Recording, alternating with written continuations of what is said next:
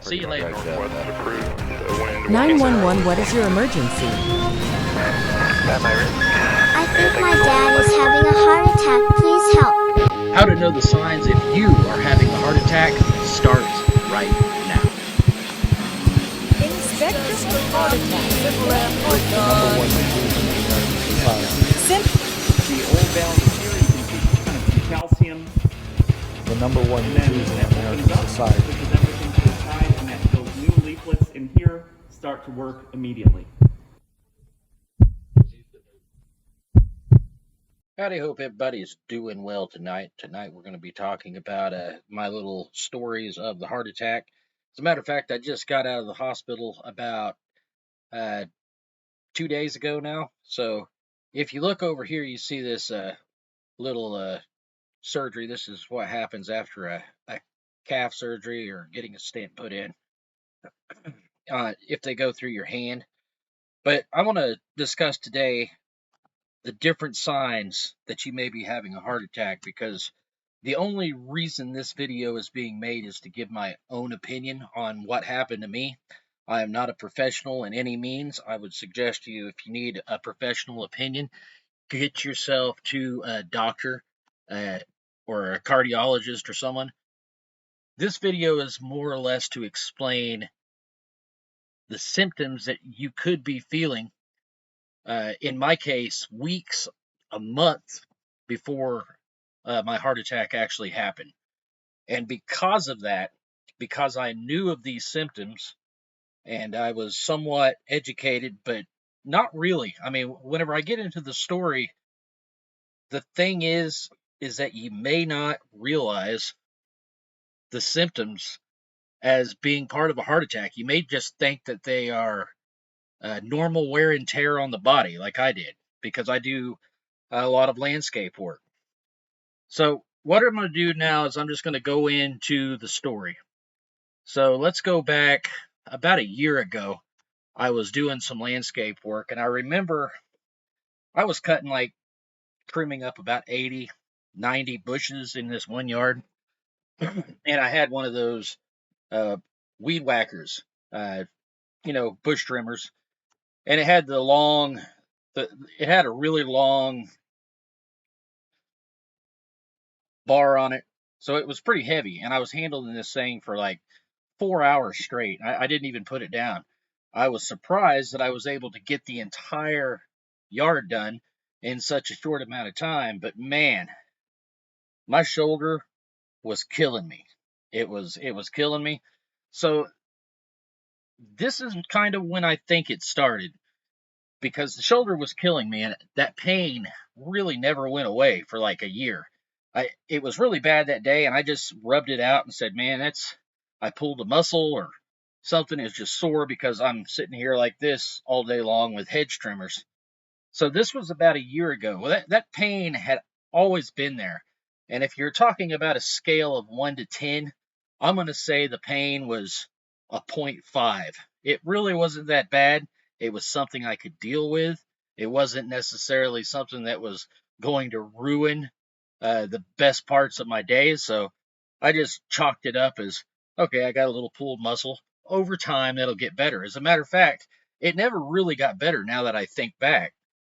But I got used to it. It was like it was constantly there. It was only, like I said, 0.5 on that pain scale they talk about. So about a year later, I started getting more symptoms, and like I was losing my breath. I couldn't walk but a short distance. And right before I had the heart attack, I remember I could walk out of the house, I could go pick up the weed eater, and I could weed eat for about 5 minutes. And I thought maybe I was getting bronchitis because I was a smoker and kind of still am trying to quit. But, that's a whole other video on trying to quit smoking. But what I'm talking about is all these little things came together until August 4th happened, and bam, I'm in the hospital having a cardiac arrest. I mean, pretty close to a cardiac arrest. The only reason why I didn't go into a full-blown cardiac arrest is because I was able to get there in time to get into the professionals. And I tell you what, the people at Claremore Regional Hospital in Southcrest, which was the hospital that I went to, uh, you really don't realize you don't you can't thank those people enough until you've actually been through it. I mean, it's like they all got their own uh, thing to do, and it seemed like there was 40 or 50 people working on me. Then you've got the coordination of flying a helicopter from Pryor, Oklahoma, landing it, and by the time the helicopter gets there, they've got you completely stabilized, and you load up on the helicopter, and you you get in the helicopter and you fly 15 miles away to a bigger hospital, and they unload you, and security's got you, and they rush you into a surgery, and all this happens in an hour and a half or less. It's totally, I mean, it's fucking amazing of what the medical field can do, and I've never really appreciated it until I had a heart attack. And I can't thank those people enough. I wish I knew their names, but I can't thank them enough. And it is it is very, very humbling, because a lot of times we take careers, like doctors and lawyers and truck drivers and landscapers. We always try to put those in a group of people. But if you need a cardiologist, and man, you need one, because I'm telling you what, a heart attack is nothing to fool around with. It is not something that you can take an aspirin or a Tylenol and cure when it's happening to you. I mean, it is uh, probably the most helpless feeling I've ever had in my entire life. You're just completely helpless. The only thing you need to be thinking at that time is get somewhere where they're knowledgeable and they can help get you back on track. So the very first thing I noticed was this pain was back here in my shoulder, and that was going on for a long time. The other symptom that I had was maybe a little bit of tingling in the arm. They talk about the tingling in the arm. It just feels like numbness, kind of, and it was to my elbow. It wasn't like all the way down or anything. And that's me. Everybody might react a little bit different. Luckily, I had these symptoms weeks or months before, but some people do not get these symptoms. Some people are just bam on the ground and gone. So I really, it's sad for those people, but maybe, and maybe there's some people out there that might have symptoms who just aren't educated in the mind. Not that you're dumb or anything like that, but maybe you just don't know. And that's mainly what this video is for. So if you got a pain in the back shoulder, and that pain is, trying to describe it as a dull pain, but if you're finding yourself putting yourself up against the corners in your house and trying to rub that pain out, it may be a pulled muscle. But go get it checked out if it's persisting, because if it's a pain that is so bad, I mean, it's not really bad when I say that. I mean, it's just annoying. And the only way it feels like that you can get rid of that pain is to rip your shoulder blade out, and maybe you can, scratch the inside of the shoulder blade and put it back in. It's not a heavy, heavy pain. At least it wasn't for me, but it's a pain that is there constantly, and you cannot rub it out. I mean, if you can probably tell if it's a sore muscle if you're back there and you can actually rub the pain out and it goes away and your arm loosens up. But if it feels like there's something stuck in your shoulder blade all the time, then that could be a sign. The other sign is losing your breath walking short distances.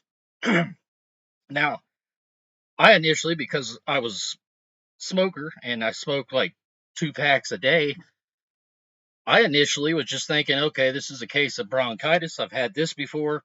So uh, I'll just stop smoking for a few days and put on a put on a cigarette patch, and everything will everything will be fine because I'm such an expert in the medical field when everybody has told me to quit smoking all these years. But like I said, that's another video, and I'm probably going to do one because I've got to at least try to kick that addiction, so maybe I can live on here for another couple of years and do the things that I kind of want to do in life. And after this heart attack, it kind of brings those things to light. You know, like how many people told you you couldn't do anything in life, and you listened to them, and you were just bored, and you were completely, just helpless, and you didn't feel like your life was meaning anything. So you just listened to them, you stayed in that job or anything like that's why it's kind of what it brought to life for me. Because a lot of people have told me you can't do that or you can do this, and in my earlier days I listened, and that as I got older and after the heart attack, it really clicked in my mind. Like, what the hell am I doing? What other people want me to do whenever I can do what I want to do? You know. Now they probably got your best interest in heart because they don't want to see you fail if they're a family. But sometimes you really got to get out and experience the world on your own. But that's just that's a complete side detail.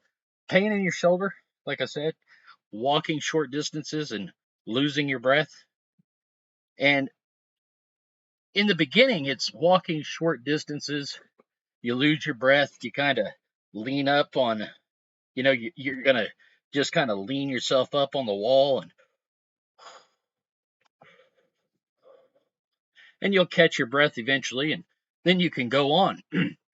Sometimes that little episode might only last one time or one time a day, but it kicks in. And when it kicks in fast and hard. And you need better make sure that you're a close to a hospital, close to a cardiologist, someone that can put you in a cath lab and do what they need to do, or open heart surgery, whatever it is that the doctor deems as necessary for what you're going through at the time. For me, it was the cath lab and putting in stents. They put 7 stents in me in a period of 3 days. So I was pretty blocked up. Didn't realize it. Had no idea that my heart was that stented up. Now I do know that I had a lot of problems in my family. On my mom's side especially, a lot of heart disease. Grandfather, great grandfather, all the heart disease runs on that side of the family. Genetics. Lucky for me, I got that side of the genetics apparently, because I'm only 43. Who the hell should be having heart attacks at 43? Or I'm 44.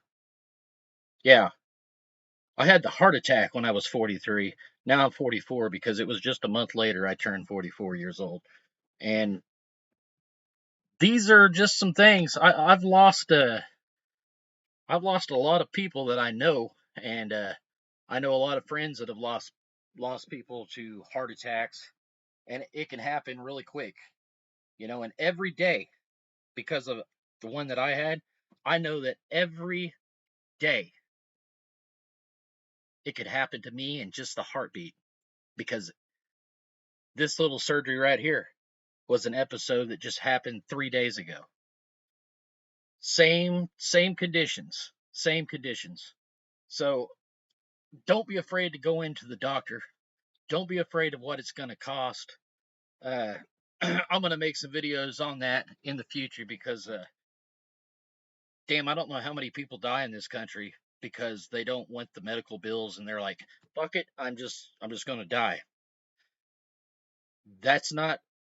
It doesn't have to be that way, and sadly, it is that way. And that's the truth. There's a lot of people that will not go in because of the cost, and they don't have insurance, and all the that's a whole other set of videos to make.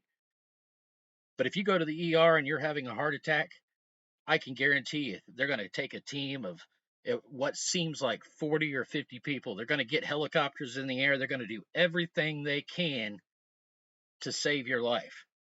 I know this for a fact because I witnessed it personally happen to me. So anybody who's having these conditions, don't worry about anything. Sometimes in life, you can't plan on the future. You can't go way out in the future and be planning. When you're in the middle of having a heart attack, you got to be planning second by second. Second by second. That's the only way you're going to be able to get the help you need. The hell with everything else. At that moment, you are really, truly in the moment of your life. And the people at the hospitals, the pilots that can get you to a class 1 trauma center or whatever, wherever you need to go, those are the people you need at that moment. Nobody else. Don't listen to anybody. I mean, you don't even listen to me. You can take my advice and do what you want with it. But if you're having those symptoms and someone's saying, oh, just sleep it off, I was thinking about doing that. The doctor told me personally, you would have probably died if you would have went to bed because you were in the middle of going into a full-blown cardiac arrest. And just think that you think that you're tired because you don't have any breath and your shoulder's hurting, and you think, I'll just sleep it off. And then you hear later on, maybe in your family, that little Tommy or Uncle John or whoever it was, you find out that, hey, did you hear? They died in their sleep last night. Not knowing about the symptoms that I'm explaining to you now. And there's many symptoms, but these are the symptoms that I had. Look it up online. Look at the symptoms of a heart attack. The sweating, nausea and vomiting. Now, I didn't have the nausea and vomiting until after the surgery. Got my back rubbed right after the surgery, and I blew chunks like crazy. But I think it had it had something to do with the anesthesia and all that was going on. So these are some little things that I hope help you out. This is how to with Mike, and I sure hope that this video helps somebody out there in some way or another. I want this video to be educational, and if it helps one person, that's all I'm going for, is one person can get to the hospital in time because of the knowledge they gained from this video. It's worth more than anything in the world. You guys have a great day, and I'll see you on the next video.